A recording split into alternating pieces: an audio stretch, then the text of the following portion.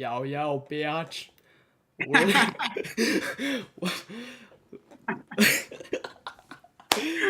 I'm Jesse Pinkman, aka Captain Cook, here with Mr. White.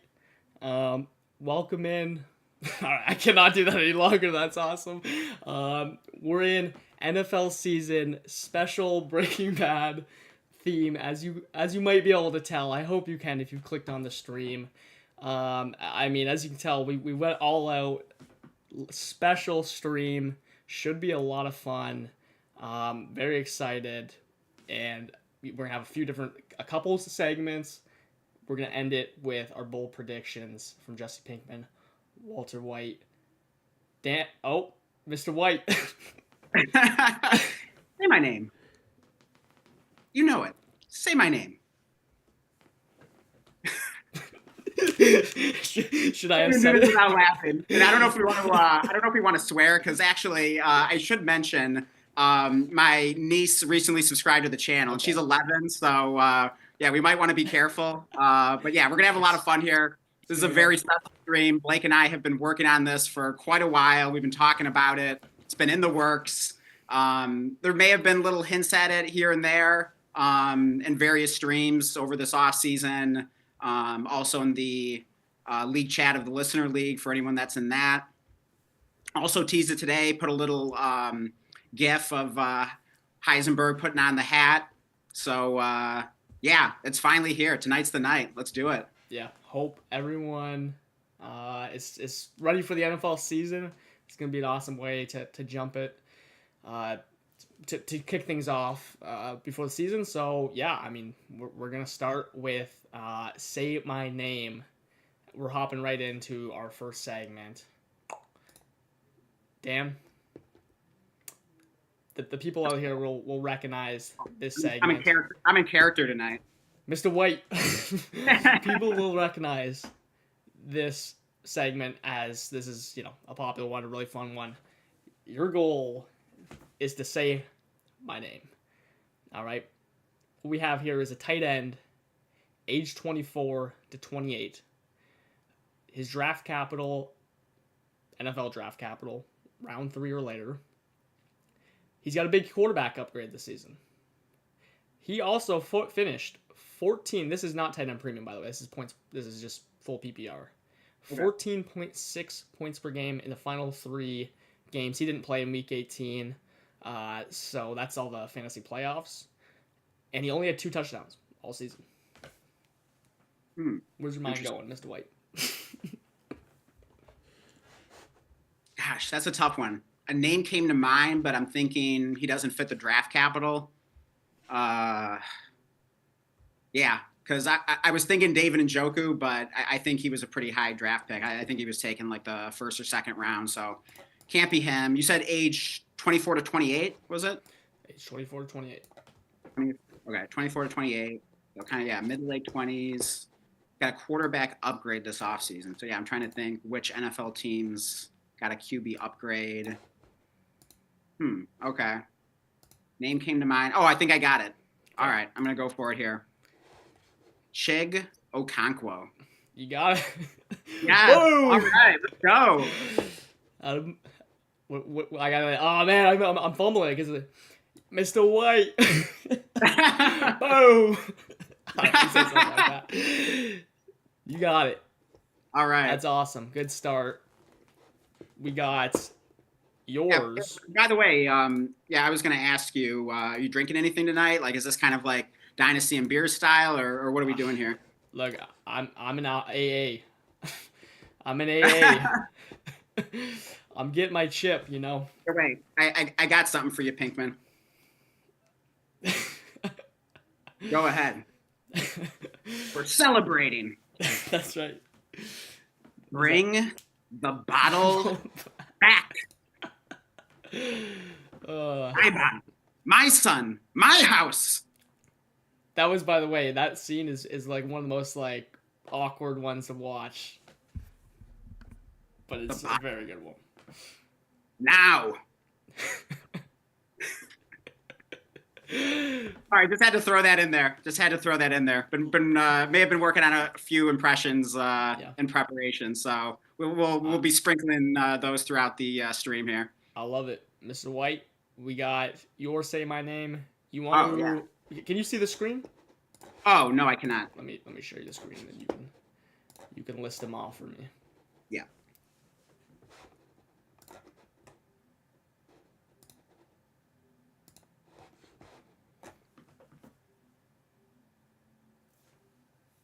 Okay, here we go. All right, Jesse. Say my name. Running back. Age 25 to 30. Draft capital. Round 1 or 2. So, day 1 pick. This running back averaged 17.5 points per game in 2024. He averaged 30.8 points per game in the final 3 games, including 6 touchdowns in that time span. Say my name. Go ahead, say. Look, this one, I think there's a dead giveaway here. It's the 6 touchdowns. It's the 30.8 points per game. Mm-hmm. I guess there could be a couple running backs that fit that criteria, but there's one very specific that came to mind. Fits all these categories. You wouldn't even think that he had 17.5 points per game, but you see how it's skewed at the end. This has got to be Jonathan Taylor. You are correct. We're 2 for 2. 2 for 2. Yeah. I feel like I should have some line about how Pinkman was a bad student in my chemistry class or something. But man, missed opportunity there. I didn't have that one ready. But I don't know the chemical formula for oxygen, but you know who this random fantasy player is off points per game. Yeah. Also, Randy in chat, welcome. He's having a good laugh. He's saying he looks just like Walt. 100%. I was shocked seeing Dan or seeing Mr. White today, and I mean he nailed it. He makes my fit look like trash compared, but I think we did a pretty good job. So, not sure I agree. Well, you showed me the notebook. Genius? Not so much. To my eye, all his brilliance is nothing more than simple copy work. You have this genius of yours, Hank. Maybe he's still out there. We gotta get Vince Gilligan out here. Maybe there's a reshooting, a reboot. Oh yeah, there's the I don't know. Could it be like a spinoff or like a prequel, or maybe like Dexter New Blood? It takes place like several years later. I guess maybe I don't look quite that old, but yeah, we could figure something out. We could figure something out. We'll figure it out. Yeah, if the Breaking Bad creators, Vince is in here. If he's in the live chat, say what's up. Be happy to talk about that. Work something out. Our agents could talk. So hit me up. Absolutely. I'll try to stay in character for this one. Okay. All right. Say my name, yo. This wide receiver was the bomb. Age 21. Age 21 to 25. Draft capital. I'm already losing it. Round 1. This team was 7th in scoring last year. They were trash, yo. And this receiver put up 22.9 full PPR points per game. Full PPR fantasy points per game, yo. And played with a backup quarterback his final 8 games. So to recap, 22.9 points per game with a backup quarterback. Interesting. Who could this be? So it's age 21 to 25. First round draft capital. Yeah, I mean, it's a high points per game. So post bye week. When was the bye week? I don't know, week 10 to 12. Week 10 to 12. Okay. So last handful of games, he goes off basically 23 points a game. Played with a backup QB in the final 8 games. I'm trying to think. I don't think there were a ton of QB injuries. I mean, I think of Dak Prescott, but I don't think this is CeeDee Lamb. He wasn't that great last year. Gosh, who the heck was this? So I'm trying to think of backup QBs. What other QBs got injured?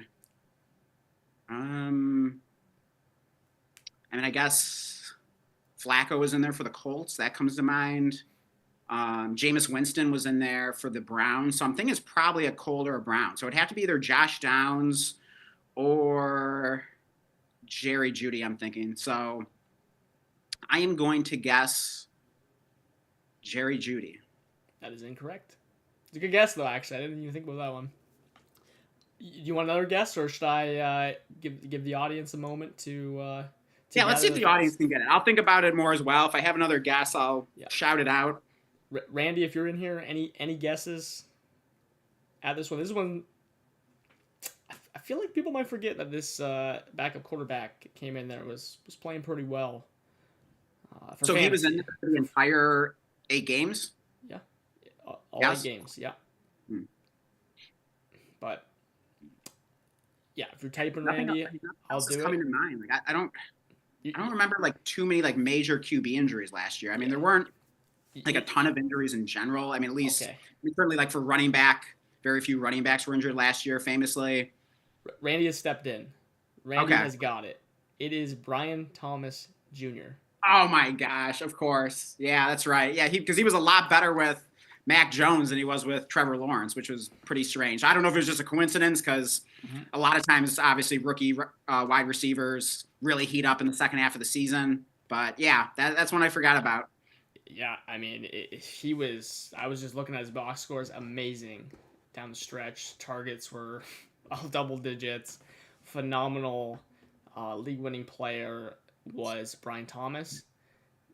I had to extend that age group. I didn't want it to narrow it down basically to Brian Thomas and Neighbors. I thought for sure you would think Neighbors because Daniel Jones didn't play as well. So good guesses.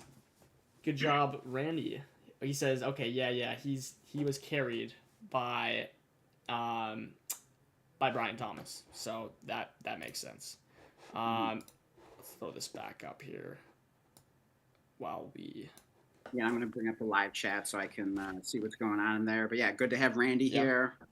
Again, I've got 4 watching right now. Thank you, everyone, for being here. Appreciate it. Yeah, this is the last live stream of the off season. So yeah, we're trying to go out with a bang here, have some fun. Hope you guys are enjoying it. Yeah, if you are, definitely hit a like. Certainly subscribe if you haven't already. And yeah, also good reminder to hit the notification bell because it'll give you a push notification to your phone anytime we go live, so you won't miss anything. And yeah, if you want us to do any more future streams that are, have a theme to them, whether it's like a television series or movie or whatever, we'd definitely be open to that because I mean this, was a lot of fun to even just do the prep for, and yeah, been a lot of fun so far. So yeah, let us know what you think. All right, we gotta take a break for our fantasy football content. We're going to go ahead and draft our top moments of the series. Way too many, by the way, to even properly organize these. But we're just going to go off vibes when we're going in. So, Dan, I'll get you to start us off real quick. I see that we got Michael Hart Jr. in here. We'll read his comment real quick. He says, "Hey, fellas, just had my draft. Feeling good about my team. Dropped the ball on QB, though. Who do I start week 1? Drake May or Brock Purdy?" Very interesting. I mean, if you drop the ball on quarterback, that's a pretty good quarterback room. Yeah. In my opinion. Drake May and that Purdy combination is awesome. I think it's a pretty easy, just start Purdy week 1. They actually have a really easy schedule going in. I know that his weapons are banged up. I'm just starting Purdy, getting that floor. He was awesome with no one last year. And if Drake May shows you that you need to start him going forward, then you pop him in. I think it's pretty easy. Do you agree with that, Dan? Yeah, Brock Purdy's the man. Oh wait, I should be in like Walt's voice, but yeah. That was like the most disappointing ever. I just wanted to put on the sunglasses and show my full confidence in Brock Purdy. Brock Purdy's going to be putting on the Walter White shades in week 1, and yeah, who's even played Seahawks? We're not worried about that. Yeah, Brock Purdy, easy decision there. Drake May definitely showed some flashes last year, like his potential this year, but yeah, we're not going to start him until he really shows us something more. He's got to earn his way into our starting lineup. So just keep him on the bench for now. have him waiting in the wings. But yeah, Brock Purdy's got this week 1. Yeah, hope that answers your question, Michael. If you got anything else, let us know. We are hopping in to drafting moments. I'm gonna be popping them up on the screen as we go. For those of you watching, Dan, I'm gonna give you the 101. What do you got? All right. I have not been working this hard just to sell out. We have suffered and bled, literally, for this business. I am not going to throw it away for nothing.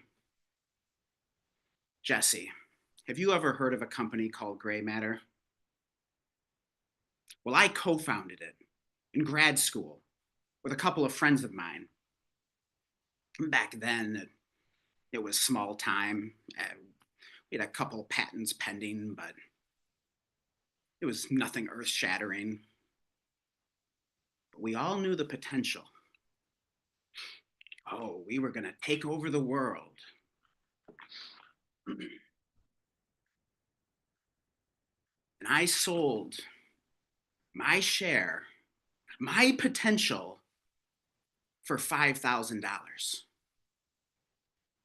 Jesse, you care to guess how much that company is worth today? Billions with a B. $2.16 billion. I check it every week. Jesse, you asked me if I'm in the meth business or the money business. Neither. I'm in the empire business. Bravo. I certainly will not be doing an entire monologue, but I love it. Was actively pulling up the Empire business. I mean, I love it. That's probably one of the most important scenes in the entire show. Getting a look into his mindset. We probably won't go too deep into this, otherwise we'll go for ages. By the way, so. Oh my God, yeah. I mean, maybe we'll have to incorporate Breaking Bad into our film club at some point. That's something we recently started, where basically we watch like anyone who wants to participate watches the same movie every week or two, and then we'll talk about it. We even have a newsletter. If you want to get on that newsletter, just message me, Dan Fortune 500. No. We actually have a Dynasty Savvy Gmail. We haven't really used it that much, but it's just dynastysavvy@gmail.com. So email that if you want to be on the newsletter. And yeah, you'll just get one email every week or two. We won't spam your inboxes or anything, but it'll let you know what the new movie of the week is. And then we pretty much talk about it in the midweek stream at the end. So yeah, that's a cool thing. So yeah, maybe we'll have to talk some Breaking Bad at some point, because yeah, we could analyze the crap out of the series. So. Yep. Yeah, absolutely. Randy says 10 out of 10, by the way. Agreed. I'm going to go with my 102 here. I'm going to go Hank's death. And, what it would be in the show to not have, something that you can just chuckle over in one of the most, just intense moments of the entire series. Spoilers, by the way. I probably should have said that. Oh yeah, right. Yeah. Too bad for you if you haven't watched Breaking Bad. That's your fault. You can't be mad. So, anyways, but it's what is it? Uncle Tom, is that his name? Uncle Tom goes while negotiating, he's saying, come on, there's $80 million over there. We can both walk away. Let him go. And Tom goes, hey, what do you say, Hank? What do you say? He kind of just taunting him, just walk away. That's when it goes into the Hank, you're the smartest man I've ever met, and you're too dumb to see that he's made up his mind 10 minutes ago. Awesome moment. Also, some great meme material on his reaction watching Hank die. So. Oh gosh, yeah. And in fact, I was gonna say we could even. Actually, maybe after my next one, if you want, we could bring up our sleeper DMs, and we could reveal our selection with a GIF. So if you want to do that, although I won't need that for my next one. So, okay. But yeah, maybe something we'll do later on in the draft. Yeah, I'll try to pull them up as we're talking here. Okay. Yeah, sounds good. But yeah, just to give a comment though on my 101 selection. and I didn't like think too hard about this. I mean, this draft obviously like isn't that serious, so we didn't think too hard about like the order or whatever. We're just kind of having fun here. But I do think that's kind of a dark horse, interesting choice for the 101, the one I did a moment ago, because you really learn so much about Walter White, the character, his backstory. You know, in film school, you'd call that the exposition, where you learn the background of a character. So I think that's just such a pivotal scene in the series that reveals so much about his character and why he is set forth on this journey. Yeah, agreed. Anything to do with gray matter, it takes up a very small portion of the series, but anytime gray matter is the subject, on the screen, it's pretty dang important for the for the show and understanding Walt and his motivations. So, what do you got for 103, Mr. White? Who are you talking to right now? Who is it you think you see? Do you know how much I make in a year? Even if I told you, you wouldn't believe it. Do you know what would happen if I decided to suddenly stop going into work today? A business big enough that I could be listed on the NASDAQ goes belly up, disappears. It ceases to exist without me. So no, you clearly don't know who you're talking to. So let me clue you in. I am not in danger, Skylar. I am the danger. A guy opens his door and gets shot, and you think that of me? No. I am the one who knocks.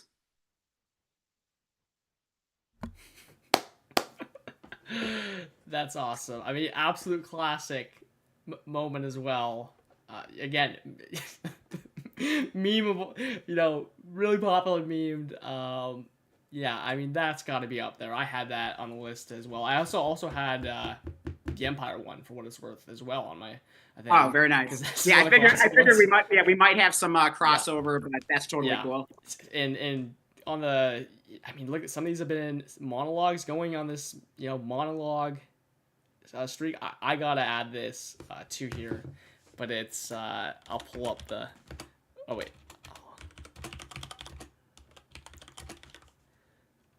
By the way, I'm getting hot in this jacket, so I'm gonna take off the jacket for now. No worries. I am pulling up this GIF, and it's I'll never make that mistake again. But really, what this is, I love it. The half measures monologue by Mike, which is just, I mean, that's like pretty chilling what the story tells. Get to learn a lot about Mike, and again, to this very important moment in the series, especially at that point of the series, that I never forget the line where he walks into the room and can taste the blood. I'd never forget that for whatever reason. So very important one there. Oh gosh, I love that one. I love Mike the character. Like he's awesome. The actor is really cool as well. I forget his name now, but I saw some YouTube short with him, and he was fighting with the writers of the show about the grammar, because they had written a line for him that said who shot who, and Mike wanted them to change it to who shot whom, and he was like, don't dumb Mike down, So yeah, anyways, tangent there, but oh yeah, I mean, that's one of my favorite gifts to send on Sleeper is, I'll never make that mistake again. Yeah. Oh yeah, I love the beginning. It was just I was a beat cop in Philadelphia, Yeah. Oh man, I should have worked on that. I know I'm not I know I'm not dressed as Mike, but oh man, that would have been a fun monologue to memorize and do on this. So yeah, maybe on a future stream. If you guys want to see that, let me know. Yeah, that would be awesome. What's your 105? Okay, so 105 here. I think I'm gonna go with. Okay, here. Do you want to bring up our sleeper DMs, and I'll reveal it via GIF.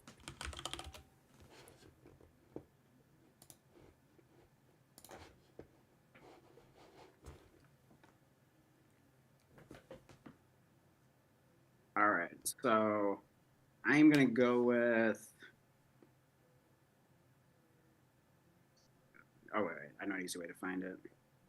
Here we go. Now, I think you could debate whether this is a important scene or not, I would argue it is, and we'll put it in here. Boom, literally. Yeah, I mean that was just one of the moments in the series. I think it was significant for two reasons. Like one, it was just one of those moments in the show where it's just like, oh man, like this show is amazing, you know? And it just was just one of those scenes that just made you laugh and smile. They teased it so long with the annoying like businessman on his Bluetooth, you know, back when people wore those like annoying Bluetooth sets in their ear and you like hear people like talking to themselves or whatever. So yeah, just for no reason whatsoever. Just because the guy was annoying, he blows up his car at the gas station. I just absolutely love that scene. And you know, also it was just one of those scenes where you just realize what a bad A that Walter White is, and you just sort of get a sense of his character trajectory for the rest of the series. So definitely one of my favorite moments. Got to be top 5, I think. Yeah, also really rhymes with like the scene that is where he and actually I mean really foreshadows rhymes with the scene with Tuco where he's then has the shaved head, blows up the whatever chemistry project he had and then walks right out like that. Not nice. Yeah, absolutely. I thought of that one too. Yeah, two very amazing scenes. Yeah, both involving explosions, both early in the series, both that really like hinted at the same thing. It was just one of those like first really cool moments in the series. Yeah, 100%. I mean like I have some that are like just like awesome moments, important. I know I'm gonna erase all the important, all the awesome, and I'm just gonna go and just one that makes me laugh every time. Oh yeah, I mean honestly, I mean the humor in Breaking Bad I think is like so underrated. I mean because it's not. I mean obviously you don't like the show is not a comedy, but there are just so many hilarious moments in the show. Oh my god! So it's like, restrain this. Wait, what did you say? It's restrain this. He's always like, I got your restraining order. He's getting the restraining order. Yeah. I got your restraining order right here. Restrain this. Oh my god. Yeah, I just love that. But there's a bunch of good ones. The I am the danger, the crawl space. Jane's death on there. Gus. I mean, I won't even. There's a bunch of good stuff. Anything with a death is generally one of the greatest moments. We got rot. We got rot. That's in when he. We got rot. Isn't that in like an early when he's like changing out the. He's changing out the floor, or there's like some issue in his house where it's like something's rotten, and he's just like he replaces like the water filter. Yeah, I don't know, can't remember what it was, but yeah, he says that like a bunch of times, like throughout the episode. He's like, "We got rot." Mm-hmm. I don't know. That was just a part that made me laugh. Also, just another like funny random part. Not officially a selection in the draft, but I just thought of it for some reason when Jesse and Wall are like stuck in that Winnebago, and like Hank's like got him trapped. And then like suddenly that guy that like runs the junkyard or like whatever it is, like all of a sudden like out of nowhere he just like turns into a lawyer and he's like speaking so eloquently and he's like coming up with these like great arguments and oh my god, like I was dying with that scene. It was so funny. Yeah, no, I mean there's so many moments in that where it's just awesome. The body falling through the what's it called, the upstairs fly. We could just go on and on. We literally have to cut it off here. We gotta get back to fantasy football. All right. We can go on for days, but we're going back into fantasy football. Hopefully you just skip through that if you didn't care about that and you're rewatching, or you enjoyed reliving some of the best moments. Either way, we're going into half.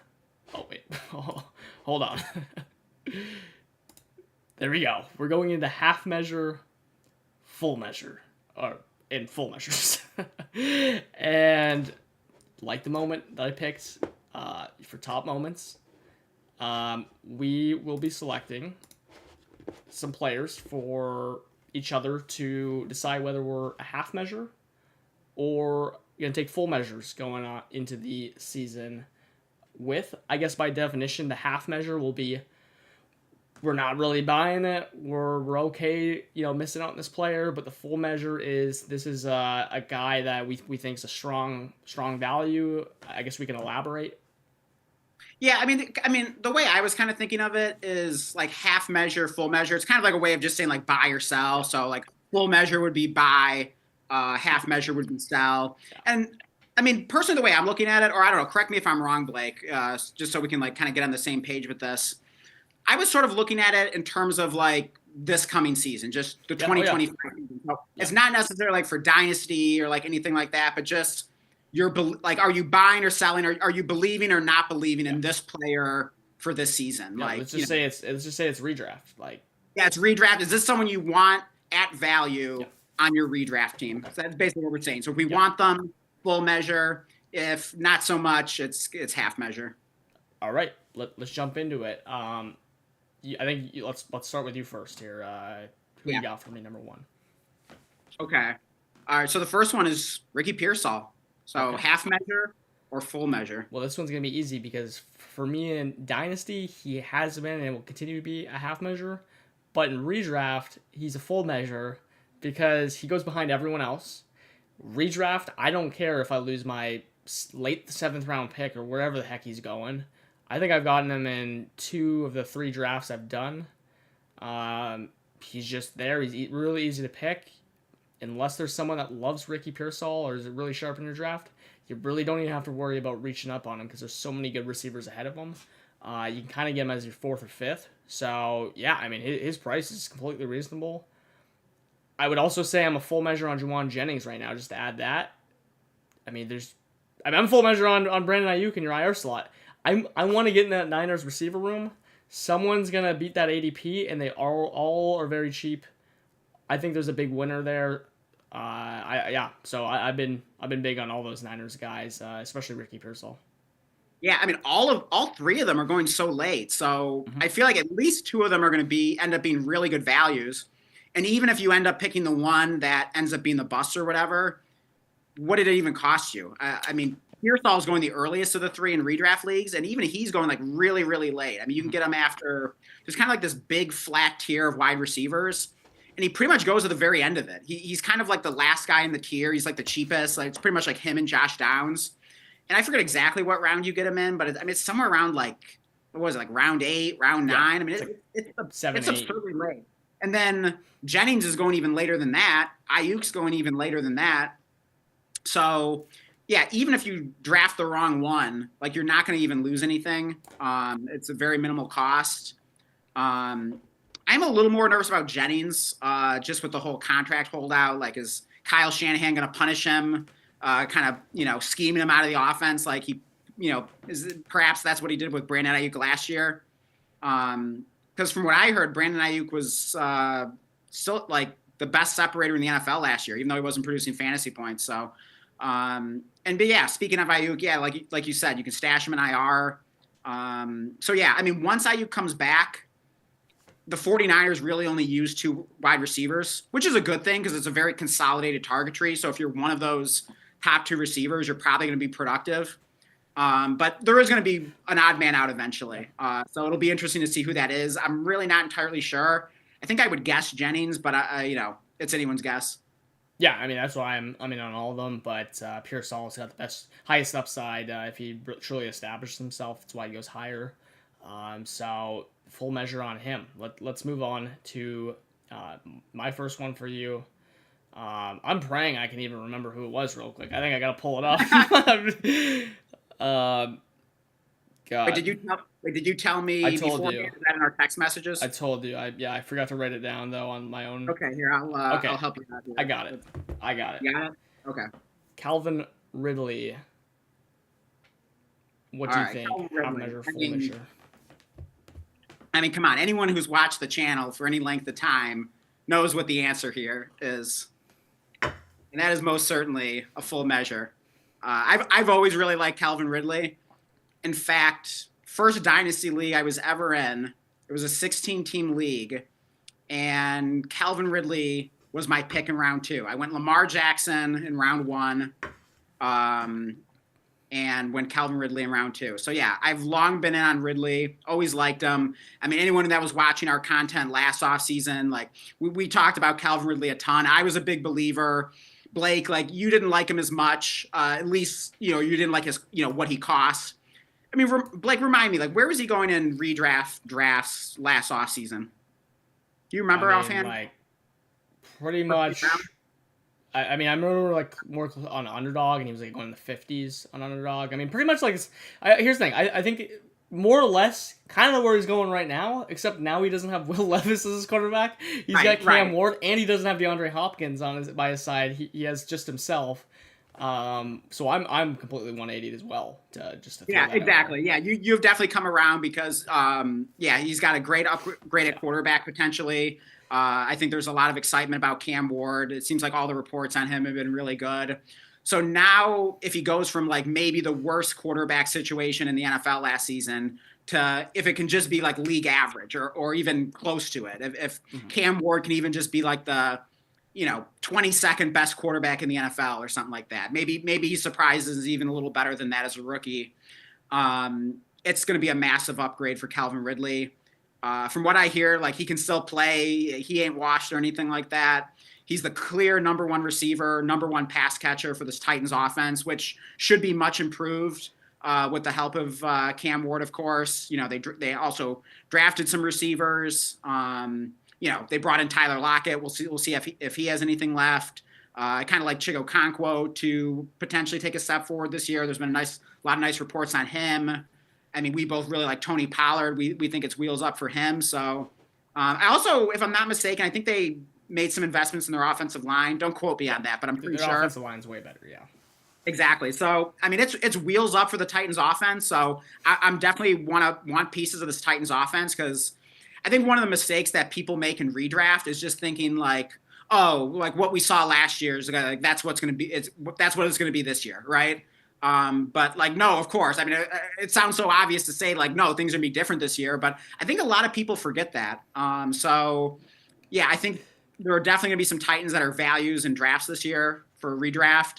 And Calvin Ridley is going to be one of the biggest of all. So, like, I think last year he finished as like a wide receiver 3.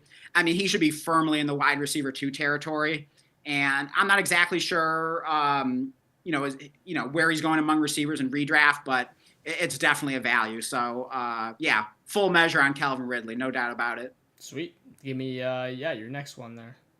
All right. So, next player is Jalen Waddle. So, half measure or full measure?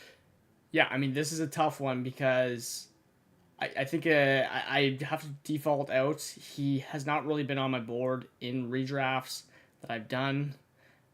I mean, he has sort of, but he just like goes, sometimes he's going ahead of Pickens, guys like that. In reality, I could see it being like a pretty good case for him, but he's certainly a half measure.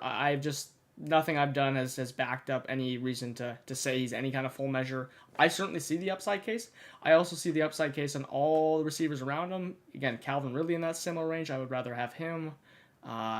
Pickens, Hunter, Tet, all those guys. And I mean, some of them might go a little bit earlier. I mean, like I could tell you, I might even want Pearsall going a round or two after him. So, I'm certainly a half measure on Waddle. I can see that coming back to bite me. I think just the biggest issue now, again, to just say that, oh, he hasn't been good the last 2 years, that doesn't get the full scope of Jalen Waddle. He's also not being priced like that, though. If you look at Michael Pittman, who's outscored him the last 2 seasons, sure, I expect Waddle to obviously be better than Pittman.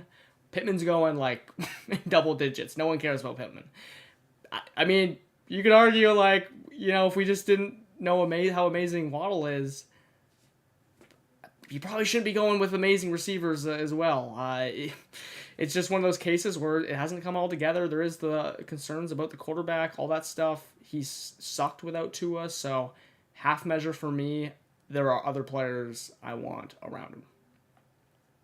Yeah, I think that's the toughest thing because he's in that same very big, flat range of wide receivers and redraft drafts. So, yeah, like if you want Worthy or Calvin Ridley or Devonta Smith, guys like that, George Pickens, there's just so many good choices there if you're trying to get a receiver in that range. So I think that's the biggest thing that's working against them. It's just sort of like you kind of just like put Waddle kind of like toward the end of that. Like even like Ricky Pearsall kind of feels safer and you can even like get him later.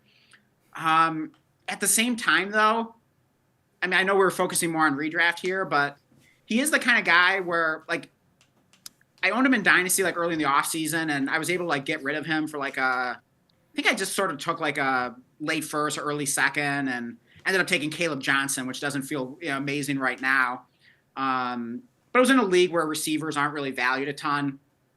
In any case, though, I did recently buy a share of Jalen Waddle, and I don't know if that's influencing me here, but I've kind of bought back in a bit more. I do think the Jonnu Smith trade to the Steelers is significant and can open things up for Tyreek Hill and Waddle to potentially have much better seasons. And, I mean, from what I understand, I mean, certainly Jacob has talked about, who's in the listener league, been a guest on the channel many times, for anyone that's new here. Jacob's a big metrics guy. From what I heard from him, like, he seems to think that Waddle's been good metrics wise, certainly this past year, even though the fantasy production wasn't there. Does have a lot of injury issues. So yeah, I mean, half measure is fair. I get it. I'm only in like one true redraft league. And even if I was in a few, I'm not sure if I would end up with Waddle, but, I don't know. I can see the case for full measure. I wouldn't be surprised if he bounced back this year, but I understand. I hear anyone. It's not one of those ones where, oh my God, like there's no chance he pays off. I don't hate him like that. He's constantly at the back of the tier. That's the most important part. Also, I just one final thought. There's the Jonnu thing you brought up. Like that's important. That's a good boost. Again, like I think that's well priced in the fact that that Jonnu price. What I'm worried about, it's similar to my worries with a Marvin Harrison. What has changed in that offense other than Jonnu Smith? Terrible O-line, whatever, like Tua at the helm, like whether he's, injured, who knows, like, Tyreek's still there. The fundamentals of this offense is still there. Like, it's still what it has been the last 2 seasons. They have not improved that O-line at all. In fact, they lost Teron Armstead, I believe. So that was the best lineman and left tackle. So, I mean, their O-line could be as bad as it was. So, half measure. I'll leave it at that. All right. That's fair. But let's go ahead. I will give you my... Also, just real quick, we got Seb in the chat. So yeah, good to have you here, Seb. He says, so Diggs, basically what he's saying is offer something better than JCM for Pollard, my boy. Yeah, I mean, Seb has wanted JCM in a league, which actually traded him to me before JCM did anything. Right. And now he thinks he should get a discount on JCM because he donated him to us. Right. We got lucky, but I mean, look, JCM and Pollard they're both basically worth a mid-second right now.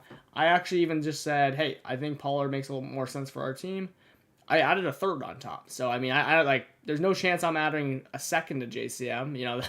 I mean that can get me much better places than Pollard right now. So yeah, I mean, you could take it for a third. There's just no way I'm bumping that to a second. Yeah.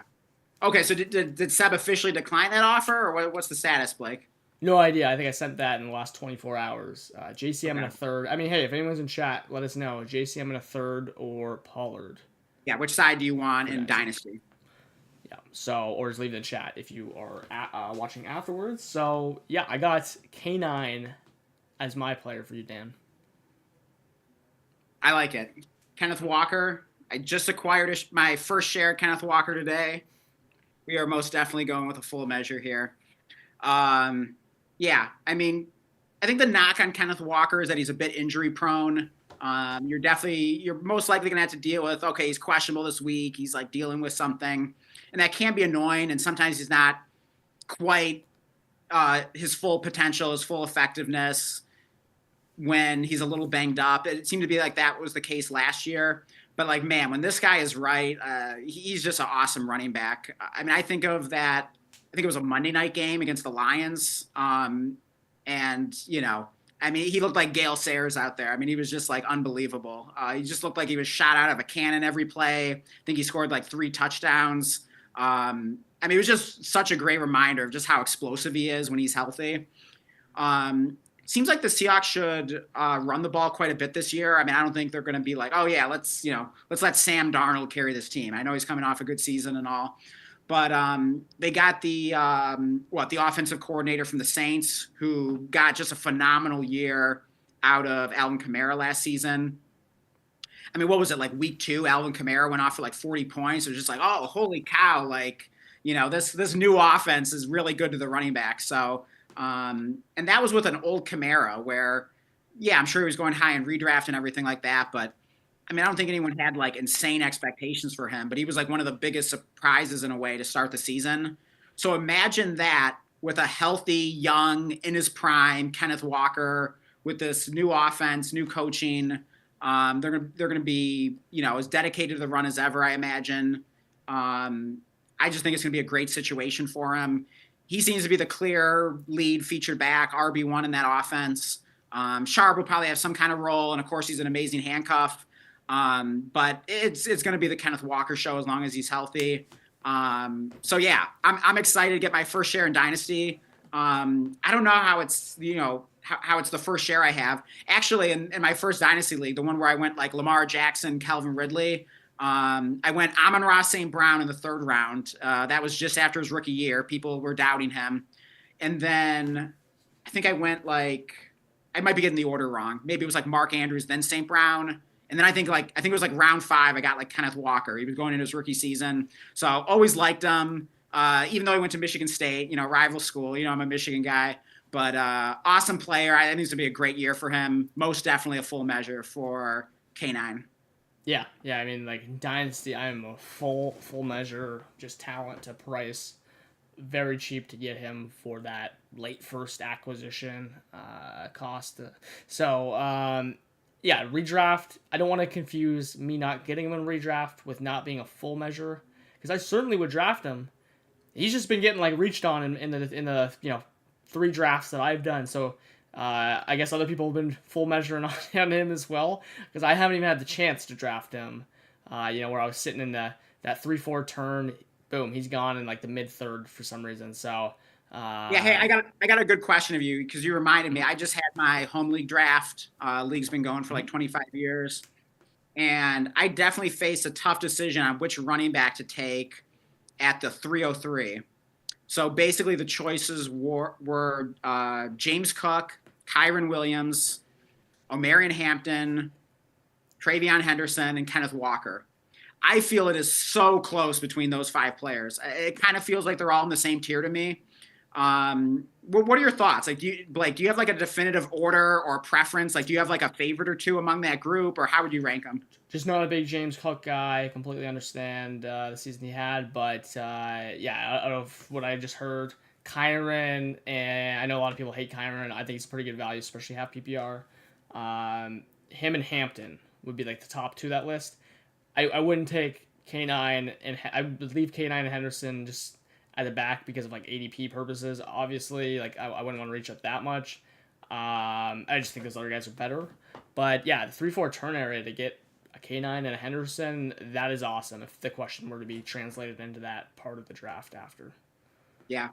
So yeah, we definitely like Kenneth Walker this year. I think you have at least a few shares, Blake, and yeah, I'm excited to have my first one. So yeah, hoping for big things this season. Definitely feeling good about him. Yeah, a lot more pricey in redraft, unfortunately. I mean, that's why I even love it in Dynasty. He can go to a different team next year and be awesome, get re-signed, whatever it is. But also Charbonnet is really cheap. So if you're worried about injuries, like Charbonnet is like better than K9 or as good when K9's out. So like I personally think there's nothing wrong with even just like doubling up if it makes sense. I know that's kind of like it's kind of a cowardice way to play the draft. Like normally you want to shoot for complete upside, but when you're talking like double digit rounds, if Charbonnet is there, I see nothing wrong with it to just absolutely have a locked and loaded RB1 every week, regardless of injury. I think that's certainly worth it. You're saying in Dynasty startups, you don't mind drafting honestly both and Charbs in a startup draft? That, and honestly, I mean, especially in Dynasty, because it's very cheap.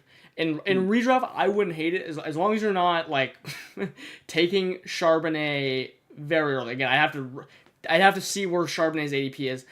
But my reasoning for that is like, okay, there's a bunch of players late. You might have an opportunity cost to forget about to take Charbonnet, okay, you might have passed on insert whatever receiver name that's pretty decent. Wide receiver 40. Pretty good player. I mean, like where he typically goes, isn't it kind of in that Josh Downs, Ricky Pearsall kind of range? I mean, you're passing on a pretty good player there. Maybe Jordan Addison. I mean, maybe Addison. So again, it depends on your league, your format, and stuff like that. But there is something about just having a guaranteed RB1 in your lineup that I would love, especially if it was like, I don't know, like full PPR where Charbonnet could really, really shine. I wouldn't hate it. I haven't done it. Let me say that. I wouldn't hate it because there's other things on your waiver wire that you can reconstruct your team from. I get it. Yeah. It technically limits your upside. A lot of the things about redraft are like just not having your RB1 hurt too. And that's a pretty cheap way to get that backing. And you can build an awesome team behind it.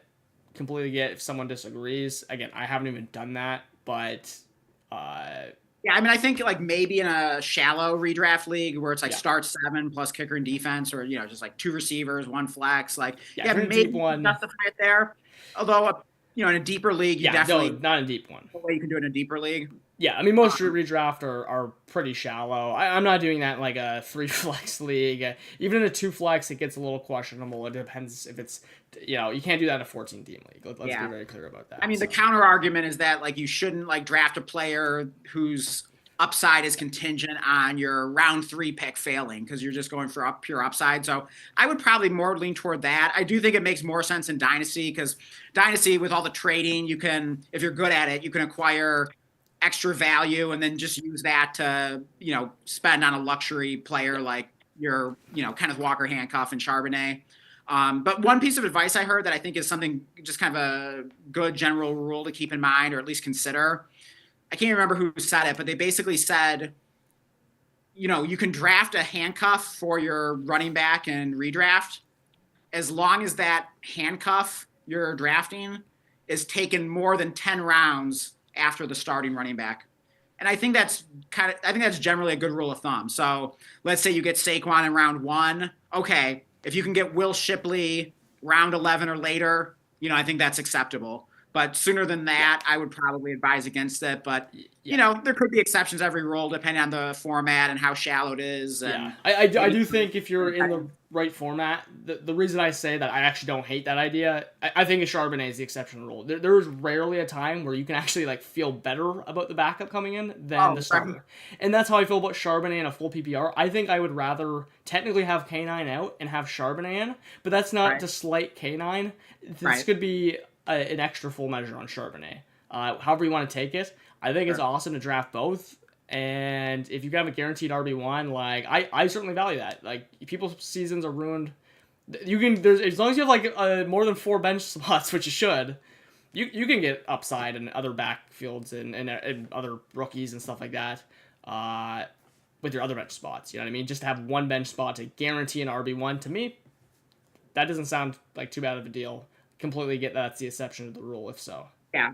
And just to clarify, because I know we've talked about this before, Blake, the reason you're saying that you almost or maybe even like Charbonnet when better than Kenneth Walker when Kenneth Walker's hurt is that then Charbonnet's getting almost 100% of the snaps and backfield touches, whereas when they're both healthy, Kenneth Walker's the starter, yes, but he's going to cede some snaps and touches to Charbonnet. So it's so you're not saying that Charbonnet is more talented than Walker. No. He's probably not. But for fantasy, it's almost better, assuming you have both, when Walker's hurt, and then just give all the touches to Charbonnet. Yeah. I mean, it's just the rare. There are backups where you think they're going to be good, but you can't say that they're going to be as good or better as the starter. So that would be my. I guess there's a bold take for you. I do think that's an exception to the rule. Again, I haven't done that, but I wouldn't be completely against it in the right format. Let's move on to our bold predictions here. Are we ready to do that? Yeah, just one thing. I don't know how well everyone can see me or how big or small I am in the screen, but just didn't know if everyone noticed this Band-Aid I got on the nose, So I just, I went all out for the Walter White here. So I just wanted to make sure everyone noticed that and appreciated my dedication is all. So yeah, the lighting is kind of screwing with it, but I thought that was an awesome touch. Yeah. Dan, do you want to get us kicked off for bold predictions now. We each have 3.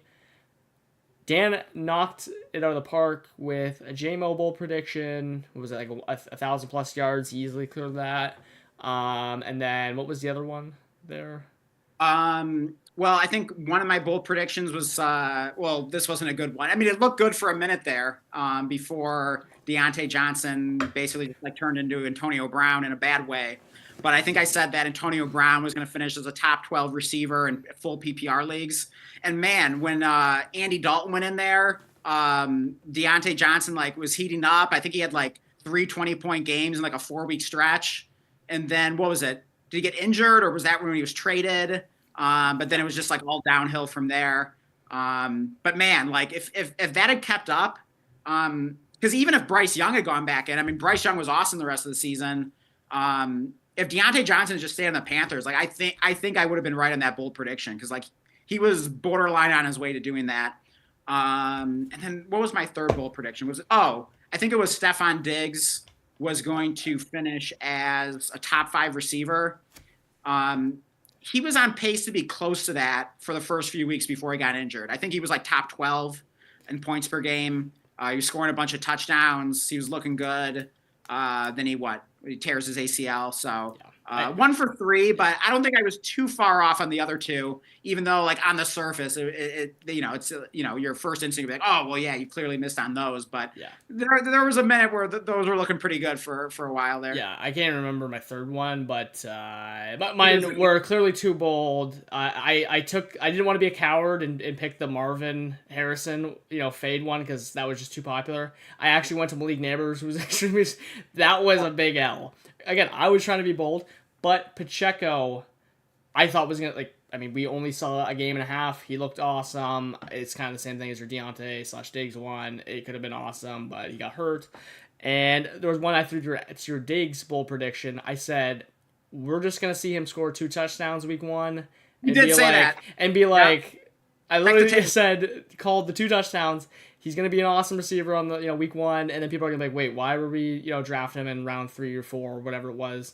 And then you actually added that he will outscore Marvin Harrison Jr. in points per game in 2024, and that was 100% right as well. There you go. Because I had to add a Marvin thing, but I couldn't make that. I threw that in there. Way too easy of a bold prediction. That wasn't even bold. So look, we're looking to be a little bit better this year. Yeah, it sucks. We really got screwed by injuries and trades, honestly, in half of ours last year. Yeah. I think we got some good ones this year. Dan, yours starts with Saquon Barkley. Tell us what your bold prediction is. All right, let's do it. I know we're not playing half measure, full measure anymore, but we're doing some bold predictions, so we got to get the Walter White shades on here, the Heisenberg shades. I feel like all I've heard about Saquon Barkley this offseason is regression. And I'm so tired of hearing it. Yes, is it very possible and possibly even likely that Saquon Barkley will regress this year? Yes, that's very possible. It probably is likely. And it's a pretty easy, lazy argument. Yeah, like when you have a season as amazing as Saquon Barkley did in 2024, rushing for 2,000 yards. What was he? Was he RB2 in fantasy points per game? He was right up there, real close, like him and Gibbs. Gibbs made that late push and made it really close between the two of them. But he was basically, RB1 or 2. He was incredible. And also, just to clarify and define like what a bold prediction is for us here, it's something that's unlikely to happen, but basically it's something that's possible. Essentially what we're doing here is we're highlighting a ceiling outcome that most of the market or community is overlooking. So my bold prediction with Saquon Barkley this year is that he has a better 2025 than 2024. Ooh. And he becomes the first running back in NFL history to rush for more than 2,000 yards in back-to-back seasons. Okay. And I think this one, I think it's actually a pretty easy argument, but it's highlighting something that I think people are just taking for granted. He's going back to exactly the same situation. Great offense, great quarterback, great playmakers, great offensive line. Everything's the same. I mean, I know Saquon is getting up there in age. What is he, like 28 now? Maybe pushing 29. I think he's still 28. Correct me if I'm wrong in the chat or Blake or whatever. But man, I mean, we saw a running back renaissance last season with all these older running backs. I mean, 28 almost seems young now, doesn't it? I mean, where are we drafting like Kamara and Connor and a lot of these old running backs this year pretty highly. Derrick Henry, I mean, he's over 30. So, I mean, Saquon Barkley, he looked young last year. He looked rejuvenated. I'm expecting more of the same. And I remember week 1 last season, first game of the season, what was it, the game in Brazil? I think it was on like that first Friday of week 1. If I'm not mistaken, what was that, Eagles Packers? Mm-hmm. And Saquon just went nuts, right? What do you have, like 3 touchdowns in that game or something? And in fact, on these like managed redraft sites like FFPC and NFFC, they have this thing where you can get like a free look at a player if they're playing on like the Thursday or Friday of like the first week in the NFL season. And basically you can see how they do in that game on Thursday or Friday that first week. And if they had a good game, you can choose to keep them in your lineup. And if they have a bad game, then you can take them out of your lineup. You can put them on the bench.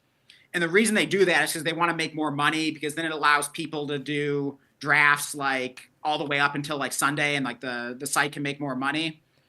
Basically, like after that Brazil game where Saquon went nuts, Saquon was then going at like the 101 and redraft after that. So, and I'm sure a lot of people were watching that game and just like, yeah, why weren't we drafting this guy higher again? And I could just see the exact same thing this year. I mean, I know he's going really high in redraft. He's typically going at what, like the 103, 104, usually around there, early to mid first round. So I know he's going high, but all people are saying is regression. And maybe it's more of a dynasty argument, because it seems like people are kind of fading him in dynasty. Oh, he's going to regress. This is the time to sell, get out. And it very well might be. But I just want to highlight the fact that it's possible that he's just as good as last season, maybe even better. Runs for 2,000 yards again, scores 1 million touchdowns, maybe even catches a few more passes this year. So I think that's where he could be even better than last season. I could see the Eagles passing more. I mean, they just can't run it as much as they did last year. But I mean, Saquon Barkley's in that, with that offensive line, his explosiveness, he's going to rip off long runs again. He can do it all. I think he's going to score even more. I think it's possible he scores even more points this year. Do you know how it's possible? That's my whole prediction. Do you know how it's actually pretty easily possible if he stays healthy? Obviously, is the main factor, and plays anywhere near as he did last year. Well, he sat a bunch of ends of games and whatnot. I think he sat week 18. Right. So like there is a lot of touches and time that was left. So yeah, I mean, I actually just drafted him 103 because it was a half PPR. I know that like if it was a full PPR, I would take Gibbs and stuff, but yeah, I'm with you. Like I'm not in redraft. I'm not being a coward. About say he's obviously really expensive in Dynasty, so I do think the regression stuff is much more valid for Dynasty when you can get running backs that are awesome, way cheaper. But yeah, I wouldn't fault anyone that cashed out on Saquon Barkley for, like, if you could get like Kenneth Walker in a first, like, yeah, easy deal, like 100% do that. So I'm definitely not opposed to like selling high on a guy like Barkley. I'm not saying that's wrong whatsoever, but it just seems like we're not even considering the possibility that he just like absolutely dominates again, could be just as good or better. So I just wanted to highlight that ceiling outcome. That is my bold prediction. And I think we're watching week 1. I think he probably goes off against the Cowboys. They're going to be 1 million points scored. And everyone's going to be asking themselves, like, yeah, why don't I own more of this guy in Dynasty? Or why didn't I take this guy in my redraft league? It's going to feel so obvious. So just wanted to highlight that. Yeah. I mean, I cannot argue, pick apart anything like that. It's like, I mean, basically the only thing I can say is injury, but I'm not going to say that because I think that's stupid. Anyone can get hurt. Hard to predict. Yeah. Yeah, my second bold prediction is on. Oh, wait, isn't this your first? My first, but the second bold prediction. It's our second, yeah. Tet McMillan, rookie receiver for the Panthers, taken 8th overall. I do want to just add real quick before I even give you this bold prediction. Like, I want to do a CMC one, but it was like, what can I even do that's a bold prediction? Like, it's Christian McCaffrey. I think my point is like, I just want to throw a bonus out there that I'm just like not scared of CMC in either format. I mean, and I almost took him at 3 over Saquon, but I was just like, look, I can play that way through Dynasty. I'll just take Saquon first. Whatever, he was healthy last year, good enough tiebreaker, all that's good stuff. Yeah. But I do think McCaffrey bonus 1, he's gonna have a legendary running back season. And that would be his 5th legendary? It's not even bold. That's the thing. I want to put my confidence in McCaffrey out there. You can say he gets hurt. I don't care. Anyone can get hurt. Let's go to my bold prediction of Tet McMillan. I've actually formatted mine a little bit different than yours, which will give us some good variation in our bold predictions, by the way. All 3 of mine are, I'm going to say this player outscores that player. Okay. And I can kind of even add in, what that might look like.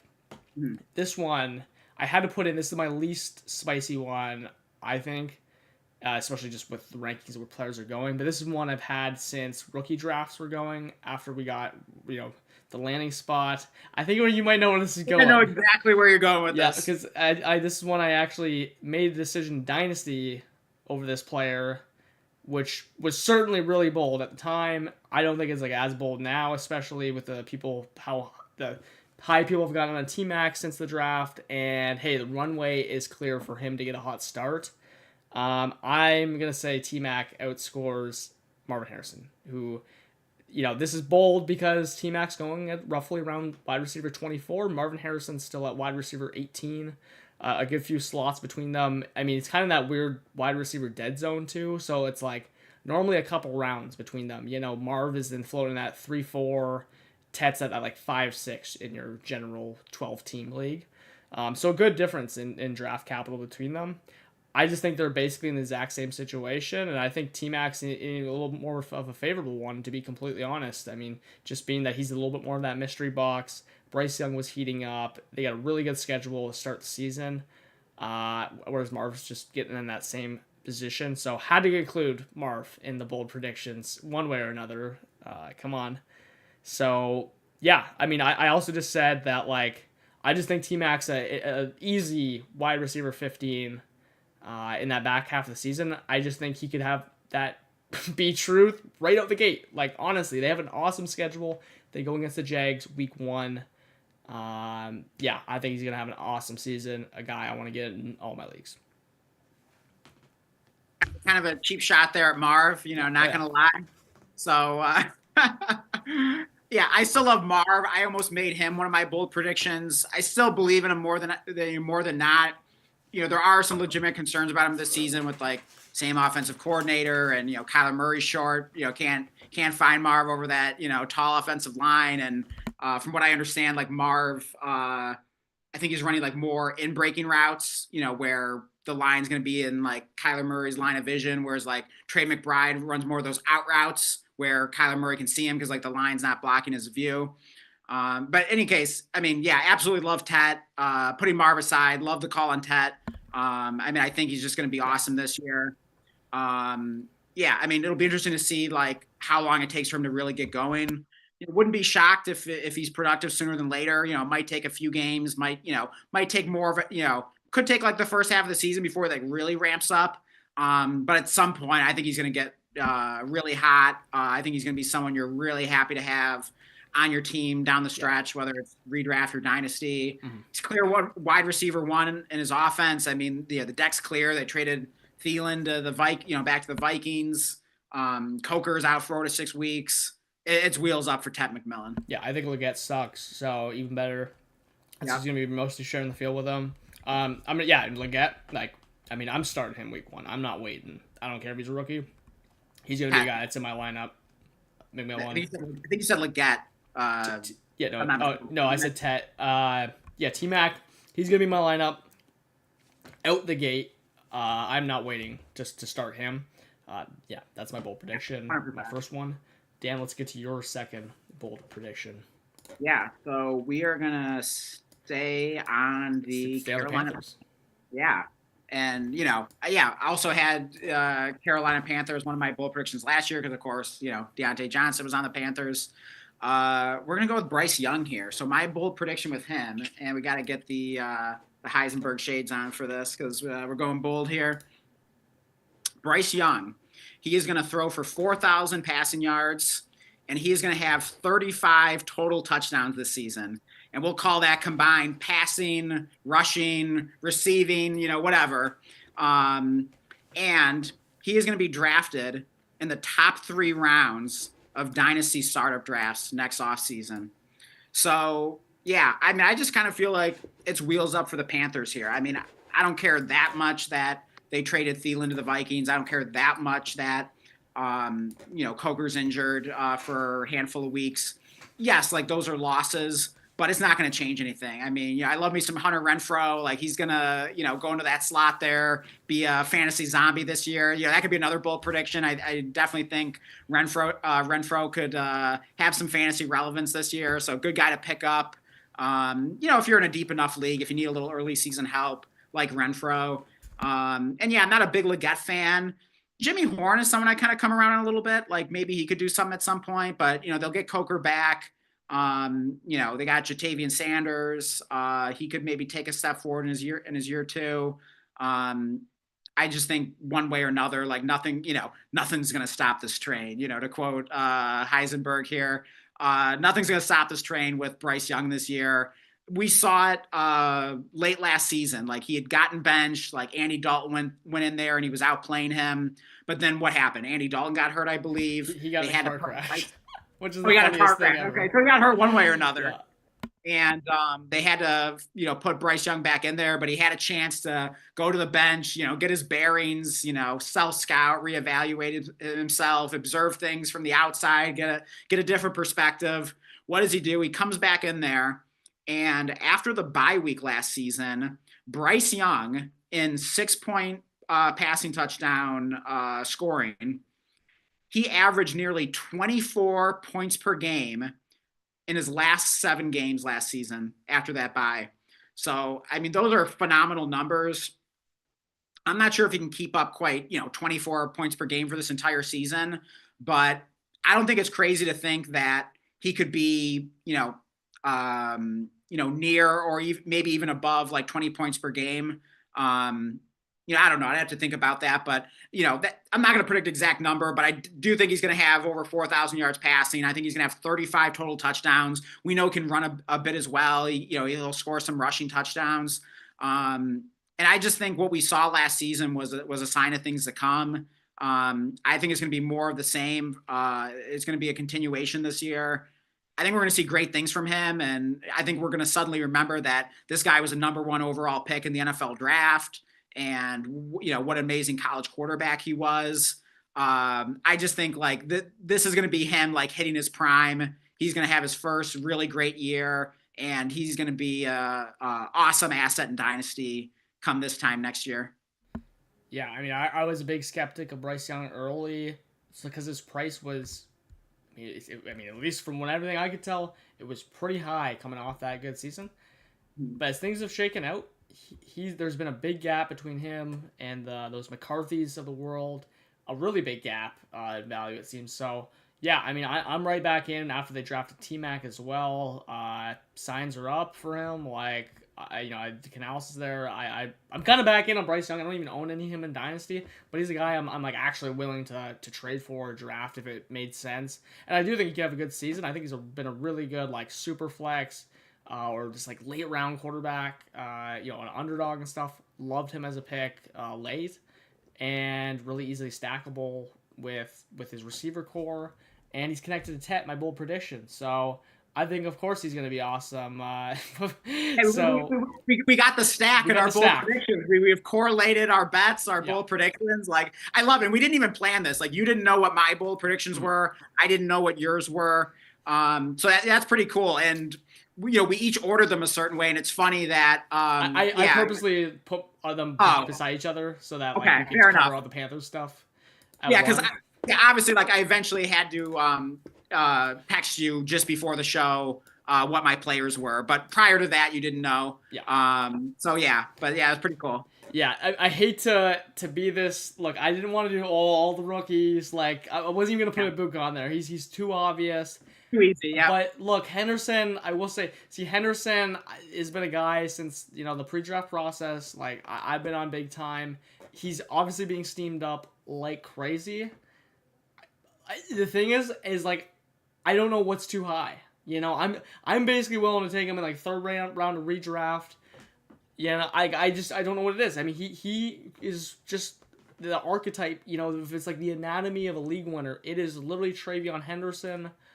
I mean, I want to say he's closer to that Gibbs archetype than he is, insert middling, awesome prospect, but not like the Bijan and Gibbs of the world. I think he's closer to those guys. I think this is a guy that you need to come away with your drafts, and if possible at all, the 4th round is an awesome price. That's where he seems to be going just about every time.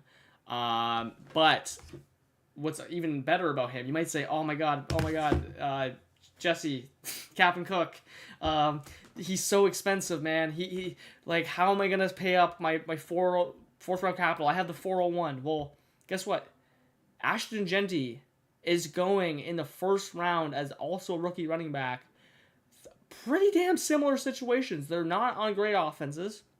In fact, the Patriots at least have like Drake May, who could, really raise the ceiling of this entire offense with them versus Geno Smith. But I mean, that is a massive gap of 1st round versus a 4th round.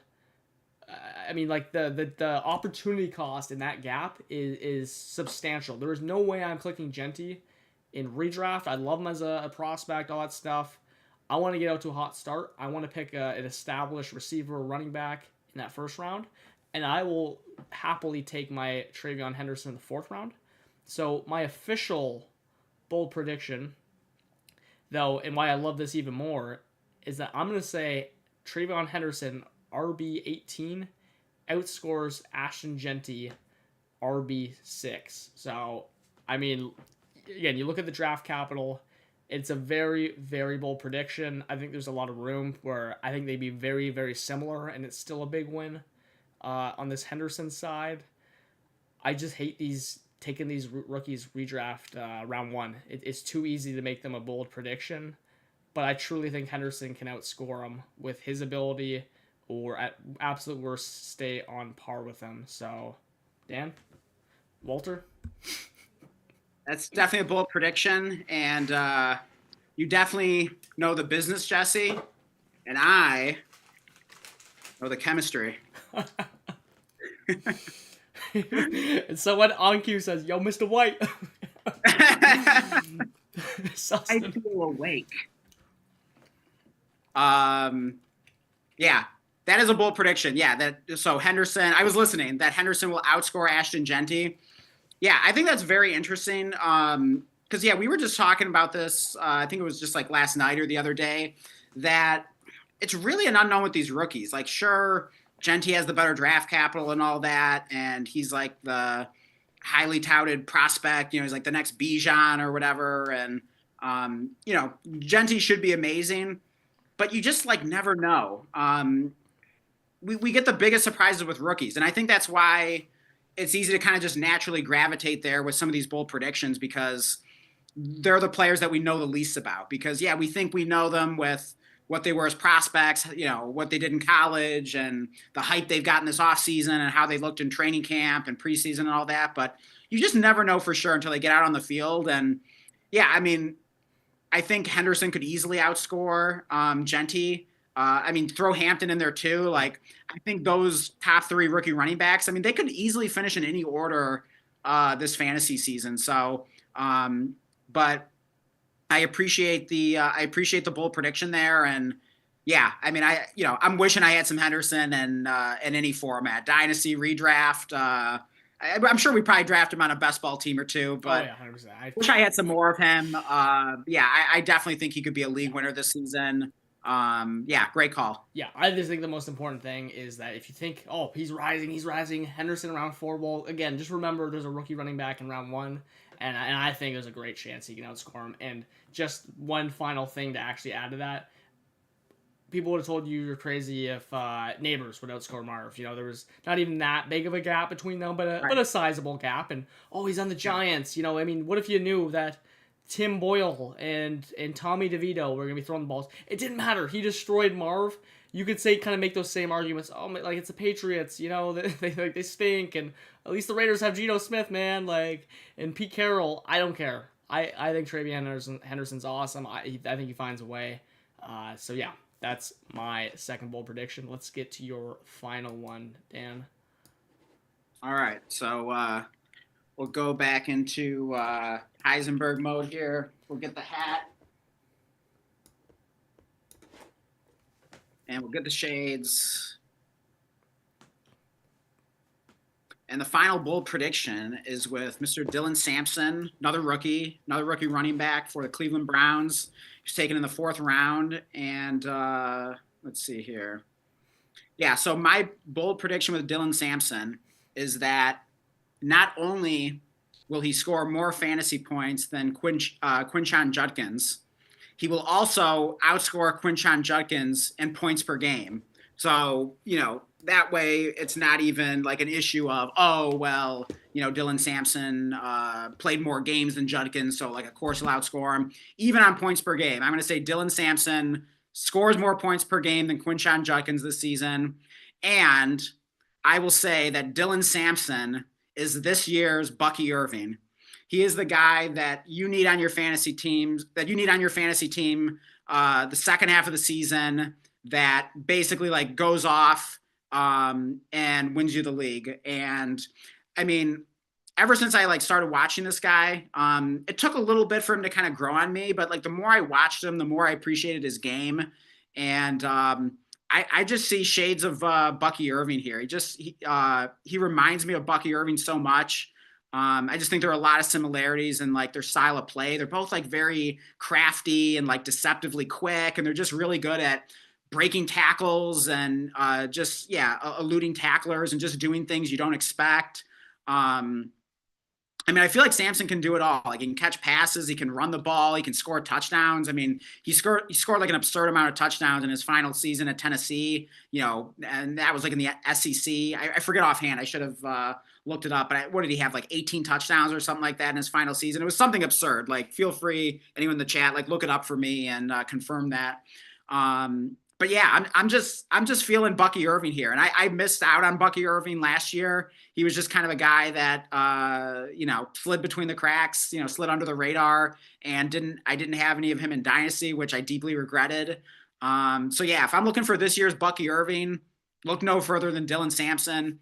I know there are reports saying like Quinshon Judkins like could sign soon with the Browns. Like, okay, whatever. I mean, even if he like signs tomorrow, okay, now he rejoins the team. He missed all of training camp.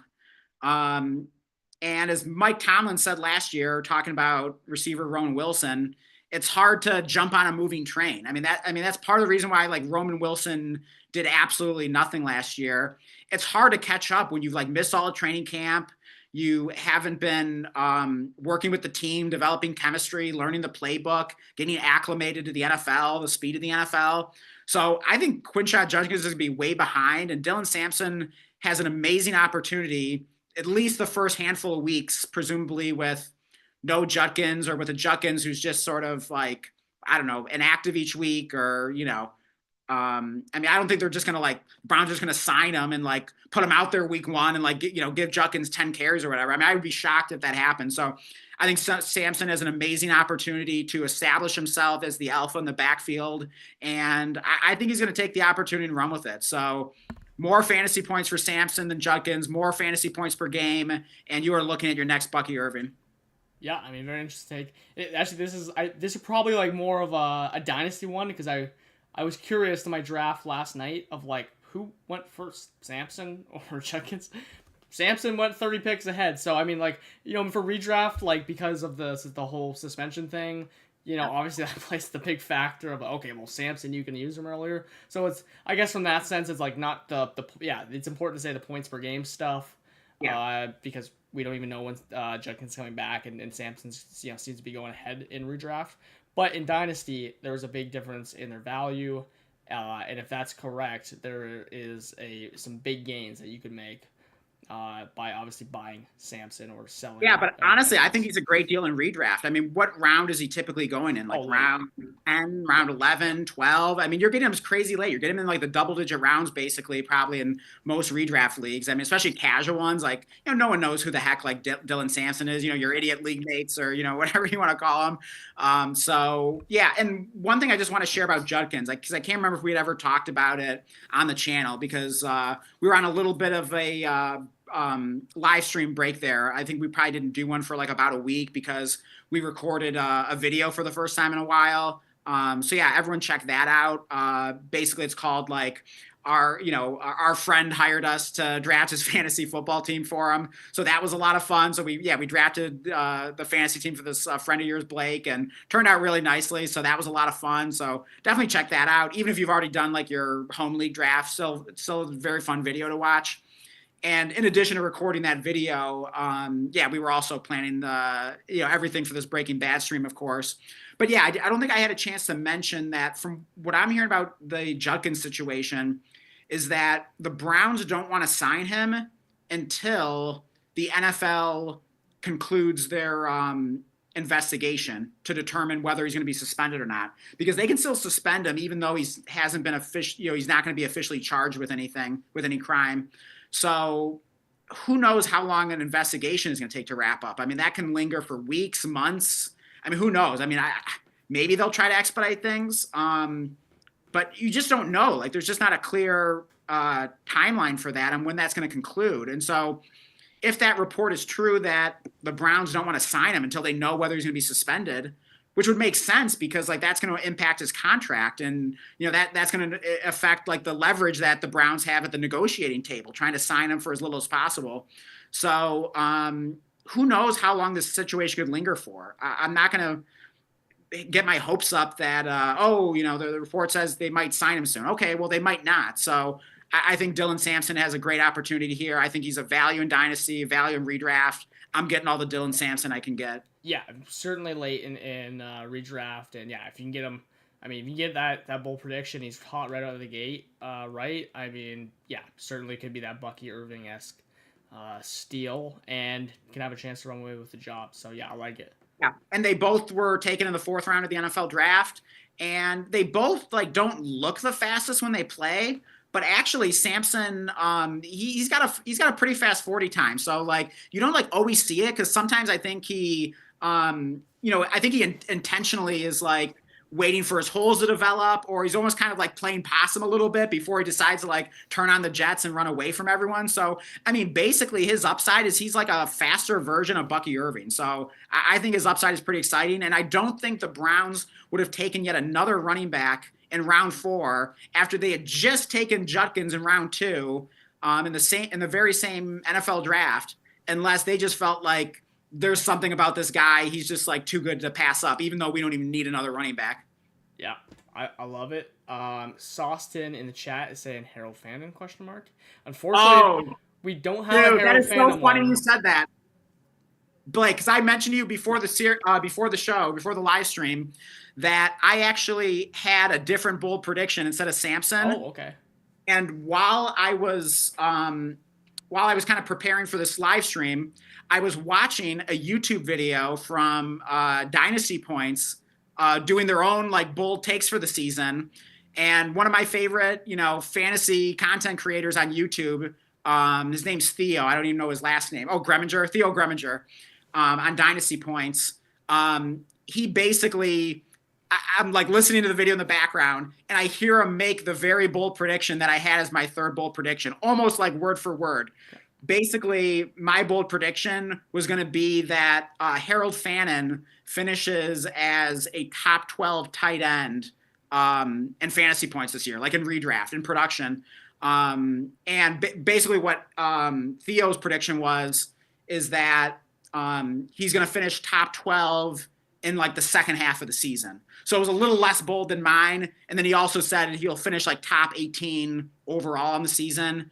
But yeah, Theo's been a big Harold Fannin believer, and I'm all in on him. I mean, Randy, who's in the chat, he was trying to trade for him earlier in the listener league, and I shut that down pretty quickly. I said Fannin's a pure firm hold for me. I'm trying to get more shares of Fannin. I want him in every format. He's basically going to be the Browns slot receiver, is what I'm hearing.